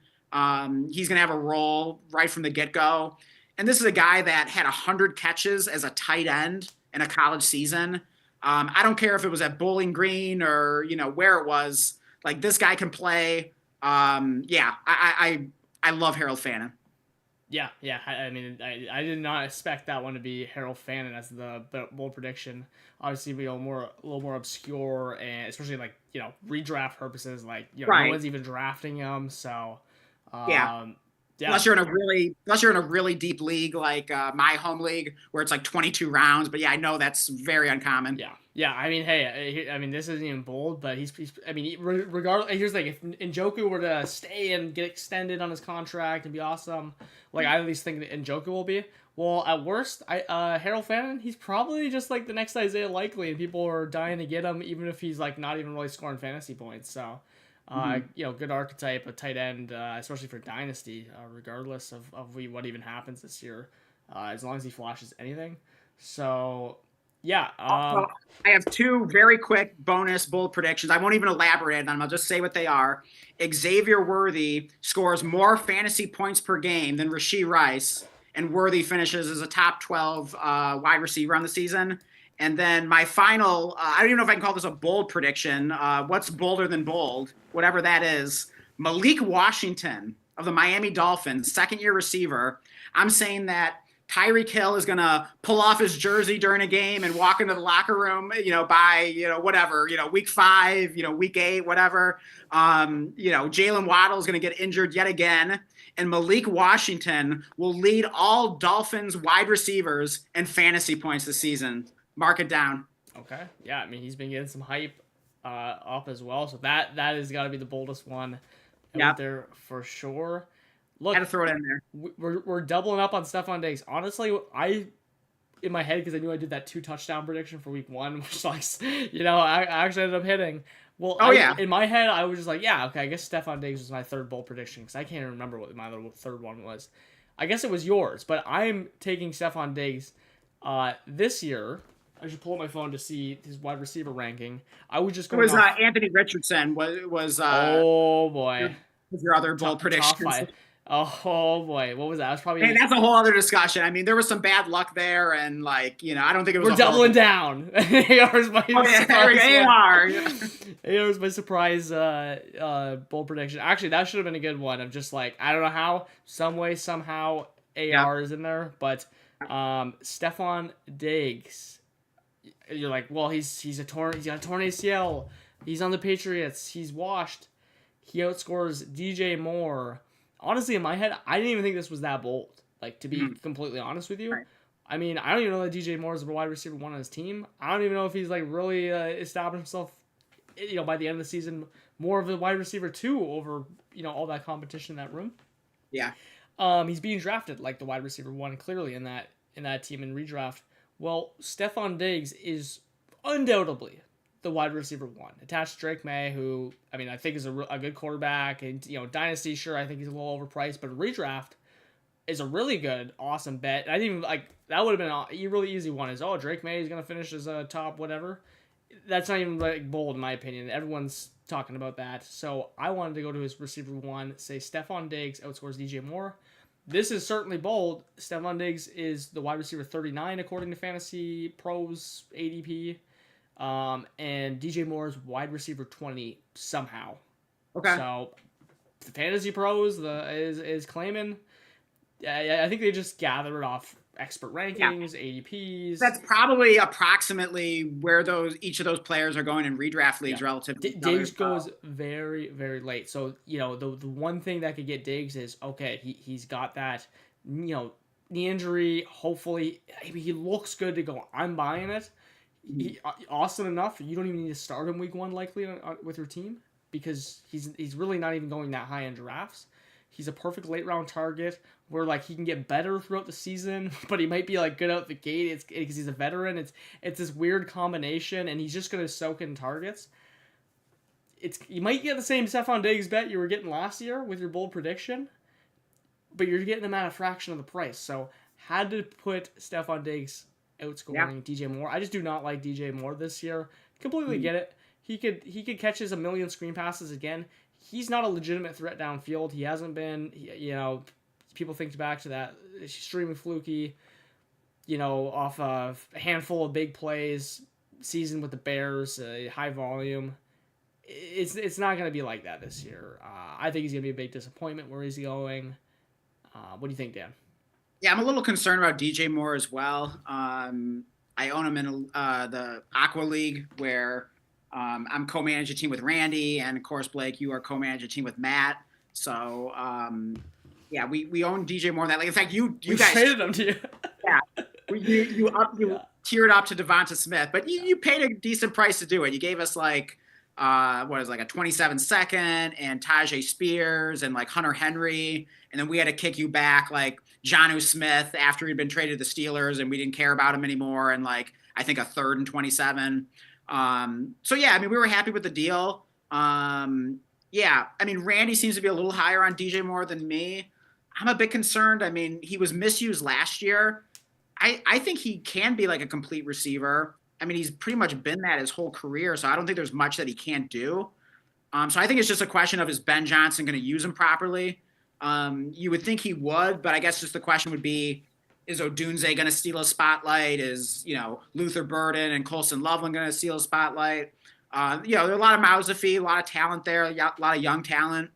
But I think DJ Moore is a good player. So, but I am nervous about him. There's also been this report that the Bears have been using him in the backfield, in training camp. So it's just that's just kind of weird and wonky. So it's that's not exactly what I want to hear either. It's does that mean they're not going to they don't have a plan for a wide receiver? So they're just figuring out some way to use them. That's just a bizarre report to me. So I don't know what you think about that, Blake, but in any case, I like the call on Stefon Diggs. He's not someone I have circled on my draft board, oh man, I gotta, come out of my draft with Stefon Diggs.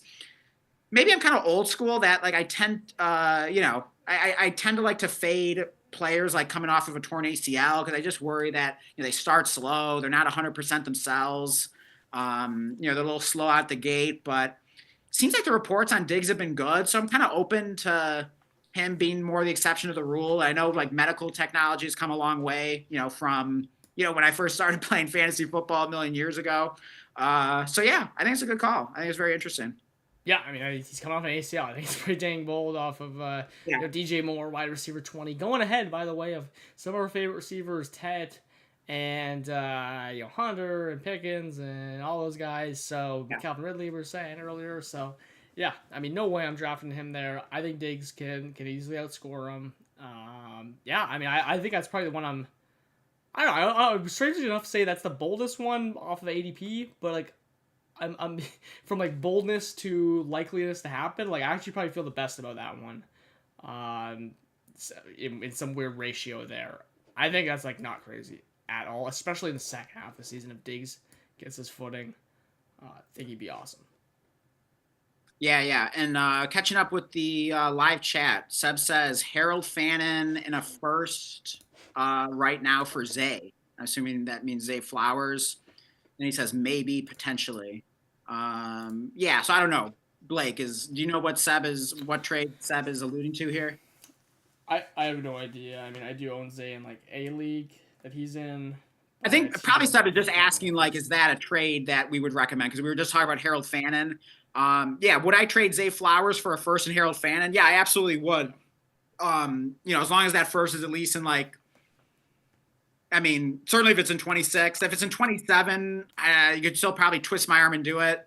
I wouldn't do it if the first was in 28. But I don't really care where the first is, if it projects, early, mid, or late. Of course, it's great if it has a chance to be early or mid. But even if it projects late, if I'm getting a late projected first and Harold Fannin, and I have to give up Zay Flowers, as long as I can afford to lose Flowers in that production, because I don't want to have to count on Fannin being productive right from the start of the season. As a rookie tight end. But as long as I can afford to lose Flowers and, if it's it's a league with a lot of active managers and a lot of trading, I would absolutely do that. And I like Flowers. So it's not an anti-Flowers thing, but that's enough for me to move off Flowers. What do you think, Blake? Yeah, I mean, it's just one of those ones where, like, I bought Flowers in a league, funny enough, just because it was super hard, really rare circumstance. Everyone's competing. So I actually rarely bought a Zay Flowers. Yeah. I really think he helped our team, early on. So, like, yeah, that one, like, it would be really hard to, like, make that deal just the way our team is sitting. But, like, in most of my other team scenarios where I'm not in that unique circumstances, maybe the league's been going a few years, like, I'm doing that deal because I can afford to do it. My team's constructed. I've had a lot more ability to customize it or whatever. So Yeah, and that's a very sneaky way to buy Harold Fannin. That's probably the best way to do it. It's a down tier from someone, but I mean, it's I don't know if you can call that a down tier because obviously the main thing you're getting isn't like Harold Fannin. It's not a player. It's not even a receiver. But the main thing you're getting is a first, and then you're kind of getting Fannin thrown in. So I like that. That's the most realistic way to get like a hot, young, exciting player like Harold Fannin is either like down tier to him or be willing to give up the best piece in the deal. So the best piece in the deal here is, presumably Zay Flowers. I mean, I'm sure there's some people out there that are like, oh, I'll just take any first over Flowers. But I would say Flowers is, if that first projects late, I would say Flowers is probably the best asset in the deal. But in any case, I think that's a good way to trade for a hot young player like Fannin. Yeah, and he asks one more deal. Right now, Devontae Smith and a first for Marv. What side? I mean, that's an interesting one because, you get with Marv what he can be. I don't want to give up a first as I'm a rebuilder, so, like, it's tough for me just looking at that. Okay, if I'm a contender, I think Devontae Smith could be, number one, as good, but actually potentially even better because, he was pretty damn awesome last year, every year. And then you get a first. I mean, if that's a true random first, like, easy. Give me that side. Yeah, I agree. If I'm a rebuilder, like, I think I could say, okay, well, Marv, what about a ceiling? Well, again, it's the same thing. It's like, maybe I could sell Smitty easily for a first plus. Maybe you probably should be able to sell Smitty for a first and Fannin, we were just talking about. Yeah, I mean, all the risk is on the Marv side. I mean, I don't know. I don't think Marv is that risky because even I feel like his floor is like this season, like 1,100 yards. And, even if he's unlocking the touchdowns, he still probably scores like 7, 8, something like that. So if that happens, like he's not going to lose any value, I don't think. So I don't think Marv is particularly risky, but it still feels like the riskier side of this deal because like Devonta Smith could certainly outscore Marvin Harrison this year. He's still only like 26 years old. I think he's going to be awesome this year. I'm very high on him. I think the Eagles are going to throw more. They have that consolidated target tree. And then on top of that, you just get the lottery ticket of a first-round pick. I mean, as long as it's in 26 or 27, I don't care where it projects, late, early, mid. I'll just take the upside there. I just love banking first like that. And in fact, I did a deal exactly like this in Grease Bowl, Blake. I moved Lad McConkey for Devonta Smith and my own first back, and I'm a contender, so that even projects late.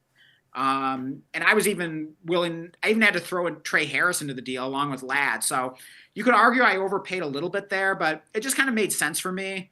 And also didn't hurt that I didn't have to pay the $100 league dues for 2026 up front. So it saved me a little money as well. Maybe that was a little bit of a motivator as well. But yeah, I really like that kind of deal. And I even say that as a Marv fan. Yeah, I mean, I like Ladd 100% more than Marv, in scenario exactly. Deal. So, yeah, I mean, like, this thing, too, is, like, it's important to say with Marv, like, I don't think he's particularly risky, per se, but what's risky about him is he's a top 30 asset that, like, in a points, we went on in detail on Marv, but, like, there is certainly inherent risk of holding, if you have any plans of winning or being a serious team, of holding a top 30 asset that is being outscored by something that is like a top 120 asset, closer to 120 and some random veteran running back or receiver. Maybe it's Stefon Diggs or something if he's balling. I mean, like, there's an opportunity cost in that. And what I love is that, like, you still get so much upside in a first that you don't lose that inherent ability to shoot for value upside in that Devontae Smith side, and he can also be absolutely awesome. So in a vacuum, certainly Smith and a first.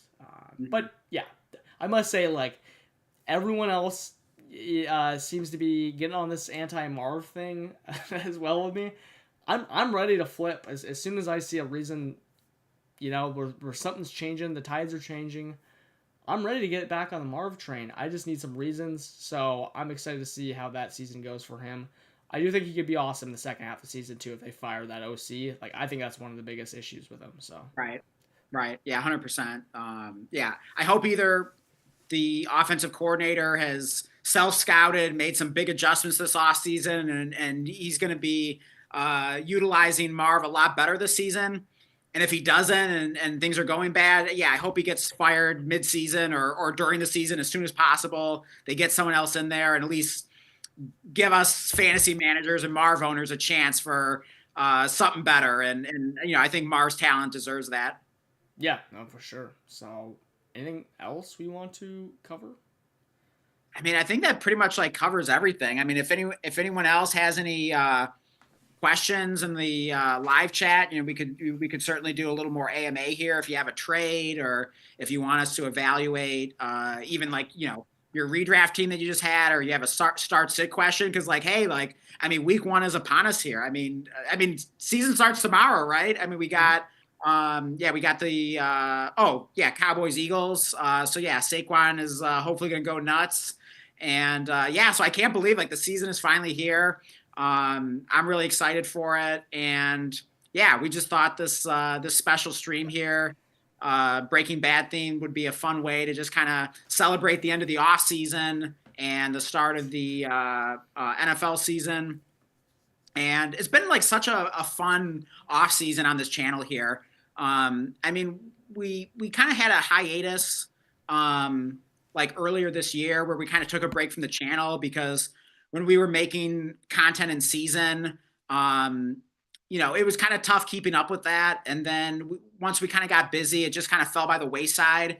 And then I can't remember, after the season ended exactly what month it was, but after a bit of a hiatus, we came back to the channel and started live streaming again. And, it just feels like we really kind of found ourselves at that point. We found like the identity of the channel and started developing a little bit of a community, and it's been so much fun. I mean, we've developed so many different like shows over the off season, from Dynasty and Beers, Dynasty Goats, Dynasty Showdown, Dynasty Dilemma. Those have all been so much fun, and each one unique from each other. And it was just cool like connecting with. I think it started when we were like connecting with a bunch of our league mates in like the break room. And then we started having like guests on, like our league mates and so forth. And then that kind of led to creating the listener league of like all the people that were like coming to watch all of our live streams. So it's just been such a great off season. So just wanted to like thank everyone for watching and supporting us. And it's just been, such a fun ride here. And we do, plan on continue creating content in season. It's going to be a little tougher because we're having to manage all these dynasty teams we're in and everything. So we're not exactly sure what it's going to look like, but we're definitely going to continue streaming. And just wanted to thank everyone. Like, it's just been such a fun off season with everyone and just creating this community. And we even started the film club, and I just loved every minute of it. So just wanted to say thank you to everyone. Yeah, a lot of good stuff happening. Yeah, if we're not getting as many videos as we would like out, we'll probably try to compensate with that with live streams like this. I mean, we'll try to probably get a set schedule if we can to keep stuff coming out consistently. We'll iron that out. Because it's tough to get things edited and done in like a 2-day wait, because like then the games are played and like nothing matters. So by the time you get around to like planning it, shooting the video, editing it, uploading to YouTube, like getting a thumbnail, it's like now the video is irrelevant. It's too late. You know what I mean? So it is tough. So definitely have a lot of respect and appreciation for all the fantasy creators out there. It's definitely not easy, but yeah, we definitely learned some things from last season that will apply to this season. And yeah, we'll try to be better, and we'll try to be consistent throughout the season as best we can. And yeah, it's going to be a lot of fun. And hopefully we're just getting started with this channel, and can't wait to see what's to come. And yeah, it's going to be a fun season. So hope everyone sticks with us. Again, really appreciate everyone's support. Definitely subscribe if you haven't yet. like the stream. Let us know if you want us to do more of these. Like, this was so much fun. Just give me an excuse. Give Blake and I an excuse to do more of these. Like, there's just so many fun possibilities. We definitely want to have a lot of fun here on the channel. So let us know what you want to see for like the next special, specially themed live stream. Yeah, Zach. So, hey, I'm happy to wish the offseason goodbye here. It has felt like an eternity. Thinking back to, I don't know what, like January, Whatever month it was. Yeah, I know it was like February, March, whenever like we came back from that hiatus. In eternity, these last couple months though have flown by because it's summer, things are awesome. So, I mean, all of a sudden it's like, you're waiting for this day. You're waiting to be where we are at this very moment that the season starts tomorrow. Going to be an awesome Eagles-Cowboys game. So, I mean, maybe we stream after that game or talking about at some point those Thursday and Friday night games. But super pumped to finally watch the football and see how wrong we are about everything. So that's bound to happen. Yeah, hopefully we get a few things right. It'll be really interesting to see. I'll definitely be watching Saquon very closely on that Thursday game. But yeah, should be a really fun season. Like, thank you again to everyone. And I don't know. Like, is there anything else in the live chat here before we go here? Let's see. Oh yeah. So yeah, I think we read that sub question. So yeah, I think that's it. Like, thank you everyone for joining us. And I guess I'll put on the shades here. We will sign out. And from Walter White and Jesse Pinkman, we will see you on the other side for the start of the season after that point.